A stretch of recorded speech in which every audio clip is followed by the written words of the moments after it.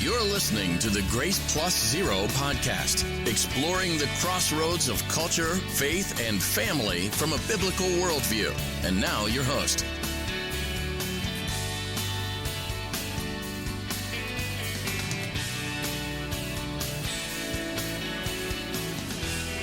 Hello, welcome to Grace Plus Zero. This is Brian Moore, and I'm your host, and you're listening to a special episode of Crumbs, and today we're going to be talking about Sunday schools for a few minutes. Probably myself personally received more censure for my views on the subject and the institution of Sunday schools than anything else that I believe. They're actually so popular and so much worship today that it seems almost impossible for anyone to actually understand how any denomination or any one person could consistently oppose Sunday schools. But for myself, at least I can say this. I don't shape my opinions based on the course of public opinion, and I hope you don't either. A lot of us are sometimes found, I guess, to be occupying some rather unfamiliar ground when we oppose Sunday schools.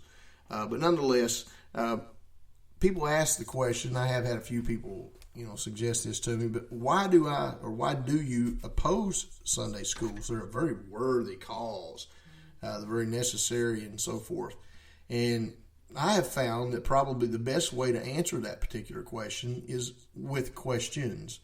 For example, why do you advocate for Sunday schools? Jesus didn't. Why do you call Sunday schools a good work or a necessary work? The Bible doesn't. Why do you think that Sunday school is useful for the church? Evidently the Lord didn't think so. Why do you have women assigned as religious teachers in your church? That's a good one. The Apostle Paul said it was a shame for a woman to speak in the church. And he also said, I suffer not a woman to teach. As a matter of history, I want to ask you this question. Who was the founder of the Sunday school? Was it the Lord Jesus Christ or was it Robert Raikes of England? Usually you throw 1, 2, 3, or all of those questions at people and they'll pretty much either leave you alone or at least maybe put them to thinking a little bit. The truth about Sunday schools is that the Sunday school is most 100% definitely an institution of human origin. It's a product that came out of the 18th century, and the Bible is absolutely silent as death on this particular subject. So not being advocated by any servant of God mentioned anywhere in the Bible, myself personally, I do not feel there's any reason to justify or advocate for these things since they're not there. They feel, I guess you could say, they feel perfectly at home. If they felt perfectly at home with Christ and the apostles, then I would be all over it. But then again, if it was, I guarantee you that people would say, oh, well, that's just too old-timey, that's out of date. We need to modernize things just a little bit more.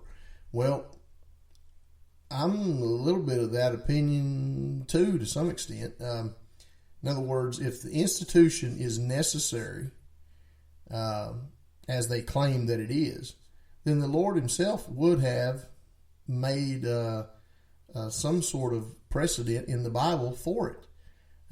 He would have made an amendment, if you will, whatever to put in the Bible, that would have suggested it. But if the problem of the world's conversion is being solved by the agency of an